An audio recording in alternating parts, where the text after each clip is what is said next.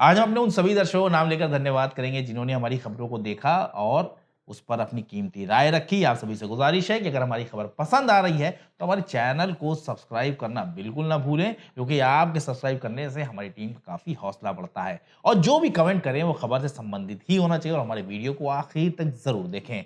फिलहाल खबर की तरफ बढ़ते हैं। संदीप अपनी 6 साल की बेटी विधि और 1 साल के बेटे दिव्य के साथ एक शादी में शामिल होने अपने गांव पहुंचे। शादी समारोह में दूल्हे का परिवार संदीप की बेटी विधि को शगुन देने की बात कहता है। दूल्हे के अब परिवार संदीप से कहता है कि संदीप, बिटिया कहाँ है, उसे भी मान देना है। जिस पर संदीप कहते हैं कि हाँ हाँ बिल्कुल, क्यों नहीं। संदीप अपने अगल बगल देखते हैं तो बेटी गायब होती है। संदीप ने सोचा कि बेटी छोटी है, खेल रही होगी। वो दूल्हे की मां से कहते हैं, माता जी 1 मिनट रुकिए, मैं विधि को लेकर आता हूं। संदीप बेटी को आवाज देते हुए पूरी महफिल में इधर उधर भटकने लगते हैं, लेकिन बेटी का कुछ पता नहीं चल पाता। पूरी महफिल में विधि के गायब होने की खबर आम हो गई। सभी ने उसकी तलाश शुरू कर दी। परिवार के लोग इधर उधर भागते रहे, लेकिन उसका कुछ पता नहीं चल सका। विधि की बुजुर्ग दादी घर के ऊपरी हिस्से में बने स्टोर रूम में पहुंचती हैं। स्टोर रूम उस वक्त बाहर से बंद होता है। दादी जैसे ही स्टोर को खोलती हैं तो वो चीख पड़ती है।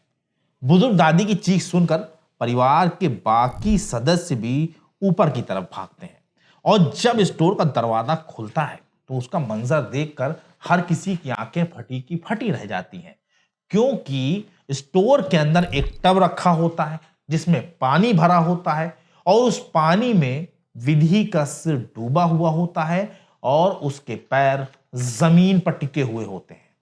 आनन फानन में विधि को चेक किया गया तो पता चला कि उसकी नब्ज बंद हो चुकी है, यानी कि उसकी जान जा चुकी है। लेकिन जब पुलिस ने 6 साल की विधि की चाची पूनम को गिरफ्तार करते हुए मामले का खुलासा किया तो यकीन जानिए हर किसी के होश फाख्ता हो गए। दरअसल जब विधि का बेजान जिस्म मिला तो उसकी चाची पूनम के भी कपड़े भीगे हुए होते हैं। हालांकि पूनम मौके पर नहीं होती, वो फंक्शन के दूसरे हिस्से में होती है। इसके बाद परिवार को उस पर शक हुआ और पुलिस ने जब सभी से पूछताछ शुरू की और पुलिस को भी कहीं ना कहीं जो है पूनम की बातों पर संशय हो रहा होता है। उसके बाद जब मनोवैज्ञानिक तरीके से पुलिस ने पूछताछ शुरू की तो पूनम टूट गई और पूनम ने जो अपने जुर्म का इकबाल किया, जितने कत्ल कुबूले, उसे सुनकर खुद पुलिस वालों के होश उड़ गए, क्योंकि पूनम ने सिर्फ विधि की जान नहीं ली होती बल्कि उसने कुल 4 बच्चों की जान ली होती है, जिसमें उसका खुद का बेटा भी शामिल होता है और सभी को उसने पानी में डुबो कर मारा होता है, क्योंकि जब पानी में मरने वाले की सांसें टूटती तो उसे देखने पर पूनम को बहुत मजा आता। इतना ही नहीं, पूनम ने कहा कि इस तरह मरते हुए देखने से उसका दिल हल्का हो जाता है। दरअसल ये मामला हरियाणा के पानीपत से आया है। पानीपत में गांव पड़ता है नौलथा, जहां बीती 1 दिसंबर के रोज ये कांड हो गया और पूनम नाम की महिला ने अपनी ही भतीजी विधि की जान ले ली। पुलिस ने पूनम से पूछताछ शुरू की तो कई चौंकाने वाले खुलासे हुए और सारी कड़ियां खुद ब खुद जुड़ने लग गईं। पुलिस ने पूनम को थाने ले जाकर उससे पूछताछ शुरू की।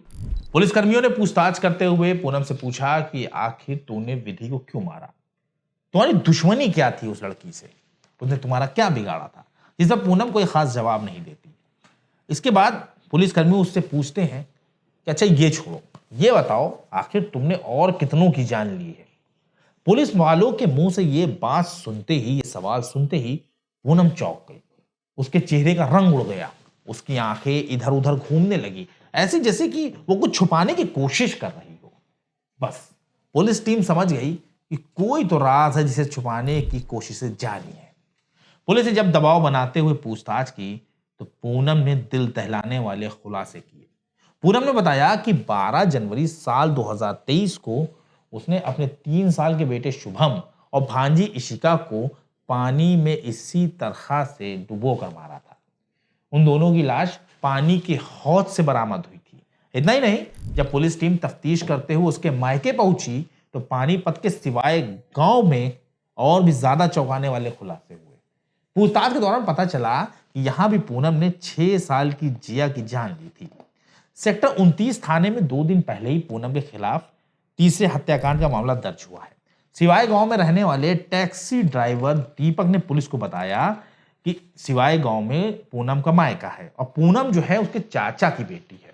पूनम पिछले कई महीने से अपने मायके में ही रह रही होती है, इसलिए वो अक्सर उनके घर आती, उनकी पत्नी के साथ मिलती जुलती और कई बार ऐसा भी हुआ कि वो उनके घर में ही सो जाया करती थी। 18 अगस्त की रात पूनम जो थी दीपक के घर में ही रुकी होती है और वो दीपक की जो बेटी होती जिया, रात में पूनम ने उसे अपने पास सुलाया। 19 अगस्त की सुबह जब पूरा परिवार सोकर उठा तो पूनम तो कमरे में सो रही होती बहुत आराम से, लेकिन जिया वहां नहीं होती। और जब फिर जिया की तलाश की जाती है, जिया उसे पूनम से पूछा जाता है, जिया कहाँ, तुम्हारे पास सो रही थी? पूनम को जवाब कि मुझे तो नहीं पता, मैं तो सो रही थी। सभी लोग ढूंढने लग जाते हैं और कई घंटों के बाद दीपक के चाचा जसबीर के प्लाट में एक पानी की टंकी बनी होती है, उसी से जिया की डेड बॉडी बरामद होती है। उस समय दीपक को पूनम पर शक हुआ होता है, लेकिन पारिवारिक रिश्ते और चूंकि इतने सारे कांड का खुलासा न होने की वजह से मामला दब गया। लेकिन अब जब विधि के मामले में पूनम की गिरफ्तारी हुई तो दीपक ने भी अपनी बेटी का जो साथ कांड हुआ था उसका मामला भी दर्ज करा दिया है। वहीं मृतक विधि के पिता संदीप के मुताबिक उनकी बहन पूजा, उसकी भी शादी जो है 2021 में हुई होती है। पूनम जो है उसकी बहन पूजा से बहुत जलती थी। शादी के 8 महीने बाद जो है अचानक पूजा की तबीयत खराब हुई और फिर उसकी मौत हो गई। अब संदीप का यह मानना है कि पूनम ने ही अपनी जलन, अपनी ईर्ष्या की वजह से पूजा को कुछ खिला दिया और इसी वजह से तिल तिल कर पूजा की जान चली गई। अब फिलहाल पुलिस कई पहलुओं पर जांच कर रही है। पूनम को जेल भेज दिया गया है, जहां वो आगे की अपनी जिंदगी गुजारेगी और कानून उसको उसके अंजाम तक जरूर पहुंचाएगा। अब हमारे उन खास दर्शकों का नाम जिन्होंने हमारी खबरों को देखा और उस पर अपनी कीमती राय दी। इस लिस्ट में सबसे पहला नाम लखनऊ से ताल्लुक रखने वाले विवेक मौर्य जी का है। विवेक जी, आपका बहुत बहुत धन्यवाद। उसके बाद आजाद अहमद हैं बहराइच जिले से, उसके बाद रियाज सिंह है। आप सभी का बहुत बहुत शुक्रिया। उसके बाद मोहम्मद शाहिद हैं, शबीना बानो हैं और पपुलेश तिवारी हैं। आपका बहुत बहुत शुक्रिया, तहे दिल से आपका शुक्रिया, आपने कमेंट किया और अपनी मोहब्बत जाहिर की। उसके बाद रफ़ीक अंसारी हैं। रफ़ीक अंसारी जो हैं बहराइच से ताल्लुक़ रखते हैं। मसूद अहमद हैं, अंजनी कुमार हैं। आपका बहुत बहुत शुक्रिया, दिल की गहराइयों से धन्यवाद। आपका बहुत आभार व्यक्त करते हैं क्योंकि आपकी इन्हीं कमेंट्स की वजह से हमारी टीम को बहुत हौसला बढ़ता है। उसके बाद रविशंकर हैं, जमील मंसूरी हैं, श्रीकांत चौधरी हैं, अमीर अंसारी हैं, अनिल तिवारी हैं। आप सभी का बहुत बहुत शुक्रिया, दिल की गहराइयों से धन्यवाद। उसके बाद नाम आता है चंद्र प्रकाश जी का, राजा व्लॉगर हैं, शिवराज शाक्य हैं, बीरू वर्मा हैं, केदारनाथ हैं। आप सबका दिल की गहराइयों से धन्यवाद। इसी तरह अपनी मोहब्बत बनाए रखें, हमारी टीम को सपोर्ट करें। खबर पसंद आ रही है तो खबर को शेयर जरूर करें और चैनल को सब्सक्राइब करना बिल्कुल भी ना भूलें। बहुत जल्द एक ऐसी सच्ची घटना के साथ हम आपके सामने हाजिर होंगे। तब तक के लिए हमारी टीम को इजाजत दीजिए और अपना ख्याल रखिए।